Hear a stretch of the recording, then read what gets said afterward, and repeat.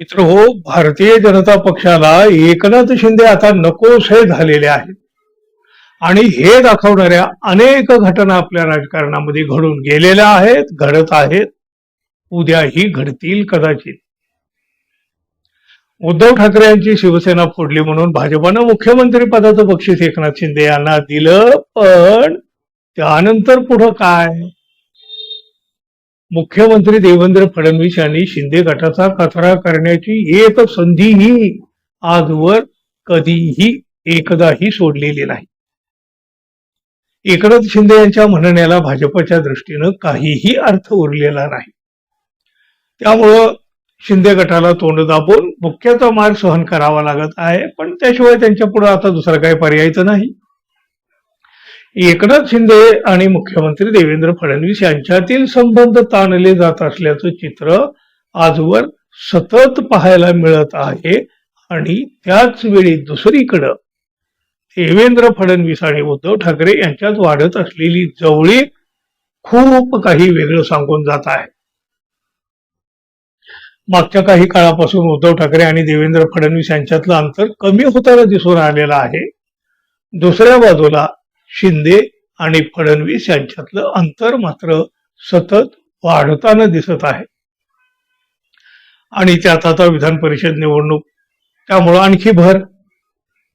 या निवडणुकीवरून भाजप आणि एकनाथ शिंदे यांच्यातला तणाव वाढत असतानाच उद्धव ठाकरे शिवसेनेचे नेते संजय राऊत यांनी एक मोठं वक्तव्य केलं. त्यामुळं उद्धव ठाकरे यांच्या मनामध्ये नक्की चाललं तरी काय असा प्रश्न अनेकांना पडलेला आहे.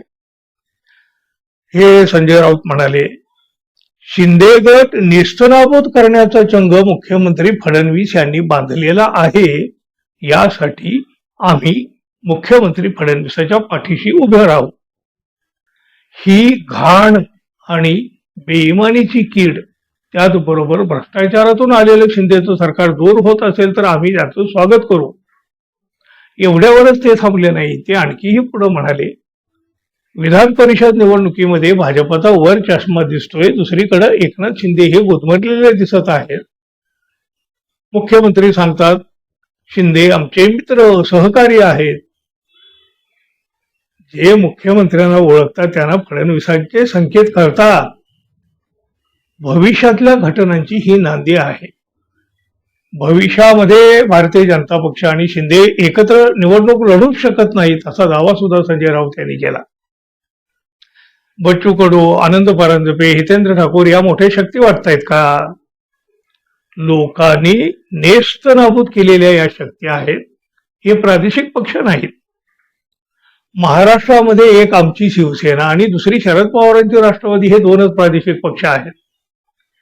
हे पक्ष प्रादेशिक अस्मिता आणि भूमिकेवर बोलतात. सध्या चणे फुटाने गोळा करायचं काम सुरू आहे असं म्हणत राऊतांनी एकनाथ शिंदे यांनाही टोला लगावलेला आहे. अजित पवार यांच्या राष्ट्रवादीबाबत सुद्धा राऊत अत्यंत परखडपणे बोललेले आहेत.